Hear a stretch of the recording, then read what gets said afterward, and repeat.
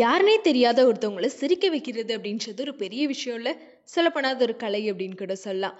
அப்படிப்பட்ட ஒரு விஷயத்தை தான் திரைப்படங்கள் மூலமா நிறைய கலைஞர்கள் செஞ்சுட்டு இருக்காங்க. அதுல முக்கியமான ஒரு கலைஞர் அப்படின்னா மயில்சாமி அவர்கள் தான். இந்த வீடியோல நம்ம மயில்சாமி அவர்கள் பத்தி தான் பார்க்க போறோம். இவர் சத்தியமங்கலம் பகுதியில 1965 வருஷம் அக்டோபர் 2ஆம் தேதி தான் பிறந்தாரு. அதுக்கப்புறமா சினிமால நடிக்கணும் அப்படின்ற ஆசையில 1977 சென்னைக்கு வந்துட்டாராம். அதுக்கப்புறமா நடிகர் பாக்யராஜ் கிட்ட இவரோட மிமிக்ரி டேலண்ட காட்டி தாவணி கனவுகள் அப்படின்ற திரைப்படத்துல துணை நடிகரா அறிமுகமானாரு. அதை தொடர்ந்து நிறைய படங்களுமே நடிச்சிருக்காரு.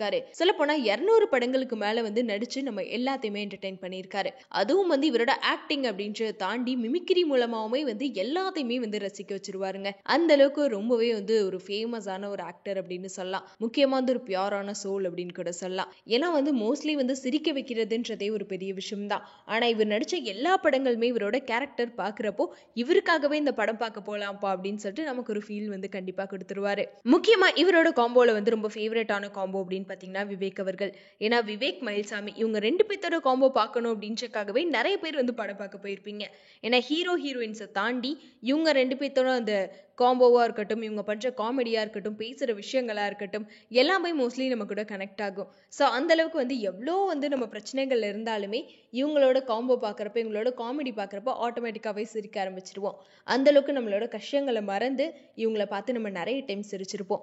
அப்படி எல்லாத்தையும் சிரிக்க வச்ச ஒரு உள்ளம் தான் மயில்சாமி அவர்கள். ஸோ இவர் ஒரு பெரிய சிவன் பக்தர் அப்படின்னு கூட சொல்லலாம். அதனாலே 2023 வருஷம் பிப்ரவரி 19ஆம் தேதி சிவராத்திரி முடிஞ்சு சாமி தரிசனம்லாம் செஞ்சுட்டு வீட்டுக்கு போயிருக்காரு. சோ வீட்டுக்கு போயிட்டு தூங்குனவரு காலையில ஹார்ட் அட்டாக்னால இறந்துட்டாரு. சோ இவரோட இழப்பு திரை பிரபலங்களை தாண்டி ரசிகர்கள் மத்தியிலுமே ஒரு பெரிய அதிர்ச்சியவே ஏற்படுத்திருச்சு. அப்படி எண்ணற்ற படங்கள்ல நடிச்சு மக்கள் மனசுல நீங்கா இடம் பிடிச்ச மயில்சாமி அவர்களோட 2ஆம் ஆண்டு நினைவு நாள் தான் இன்று. சோ அவர் நடிச்ச படங்கள்ல உங்களுக்கு ரொம்ப பிடிச்ச படம் எது அப்படின்றத கமெண்ட்ல சொல்லிருங்க.